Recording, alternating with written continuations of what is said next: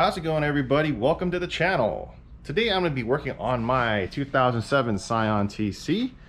I'm actually going to be doing a power steering fluid flush. It's the very last thing I have to do in terms of maintenance on this car. It's a car that's been sitting for a very long time. It's got very low miles. The car's got 4,000 miles, but the car is close to 15, 17 years old, however old that is. So the fluid is actually very, very old. It's not completely black, but it's pretty close. So I'm gonna go ahead and get started in a second, but before we get into that, if you could do me a huge favor, go ahead and hit that like button and consider subscribing to the channel. Definitely do appreciate it. Thank you to everybody that's been watching and subscribing. Really do appreciate it. And also, if you want to see some content that I normally don't put on YouTube, you can follow our links in the description below on Facebook, Instagram, and TikTok. Let's get started. So to start, always work in the safest manner you possibly can. Right now I have the Scion TC on jack stands on all four corners from working on it and doing other things. But for this, all you really need to do is put jacks in the front to lift the front tires off the ground, and chalk the rear, obviously, so the car doesn't have any chance of rolling. Once you do that, you're able to freely move the steering wheel left and right for the process later on. So let me go ahead and get everything ready and I'll be right back. So the very first thing you need to do is actually remove the coolant reservoir tank out of the way. All it is a 10mm bolt right here. Take that out, get that out of the way, and then just move this out of the way.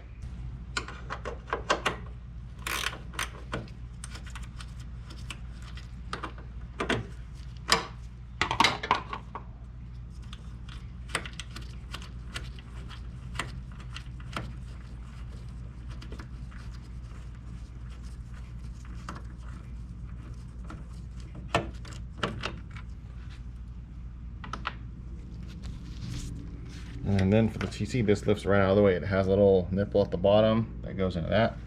So for this, since it's not a long job, I could just kind of move this out of the way and find a place to rest it nicely. If obviously this has a turbo kit, regular TC has headers, make sure everything is cool or cold before you place any plastic, or you'll just melt your reservoir tank. Don't say I didn't warn you. So from here, all I have to do is remove the hose and prepare for the flush cycle. Let me go ahead and get it all set up and enough towels and everything to protect the area so I don't make a huge mess, because I'll probably end up doing that anyways, but trying to minimize it.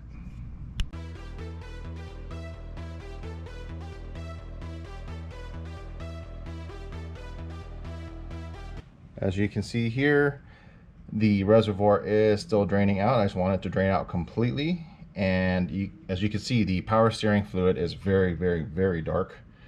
So it's a good thing that I'm doing this. So I'm just gonna go ahead and let this drain out real quick, and then I will show you the next steps once this is done. A few inches later. I have what I did was I twisted the finger on the glove, shoved it into the hole and zip tied it tight so it shouldn't leak. And then the hose I have leading into a small container that will fill up with power steering fluid as I do the flush. So from there, all I have to do is top this off with power steering fluid or Dex 3, which is a Toyota ATF. Fill it up to the full line, turn the wheel clockwise, counterclockwise, and you'll see that the fluid will pump through and come out, and the old fluid will go into the container here.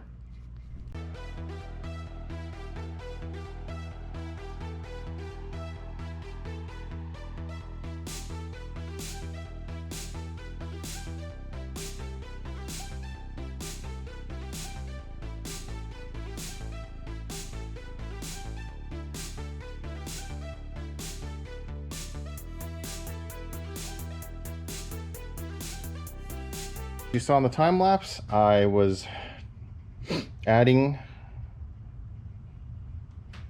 fluid to the reservoir and then turning the wheel all the way one way, all the way the other to help pump fluid out of this line. Did it a few times. The fluid is a lot cleaner now, so I'm pretty happy where it's at. A lot of YouTube videos do show you using the full extraction pump. I don't have that. This is what I call the poor man's way. So but it works, and I didn't make too bad of a mess, so I'm pretty happy about that. Again, before you reconnect this hose, earlier, as you saw, I had the tip of the rubber glove shoved into this tube here to prevent it from leaking. It did leak just a little bit, but it did its job, and I zip tied it. So when it came time to remove, I just had made sure I had this line in my hand ready to go, cut the zip tie, pull the glove out, and pop it in real quick. Everything went in pretty nice and easy. I have the fluid topped off now, so I'm gonna go ahead and put the cap back on, and now I can actually start the car, do the same process again, and watch for the fluid to make sure that it doesn't go too low, and I just keep adding as I go. So far I've used 1 whole quart of the ATF Dex 3, and so I'll end up using a little bit more, and that's okay. I bought 2 quarts to do this, and so far I've only used 1. So you can see here the fluid is very dark and nasty. It looks pretty much like old fluid. So let me go ahead and do that, and yeah, get this done. A lot of boring math later. All right, so had a little whoopsie, not with the car, but with the camera. I set it up right around here to record me doing a time lapse of me doing the final, you know, turning the wheel, topping off fluid. For whatever reason, the battery died. So I really do apologize for that. But just to go over with you, I started the car, turned the steering wheel left to right a few times, came back, topped off the fluid in the reservoir tank, and repeated the process a few more times until no more fluid was coming down in the reservoir. Always double check your work. Obviously the line and the clamp is back in its place.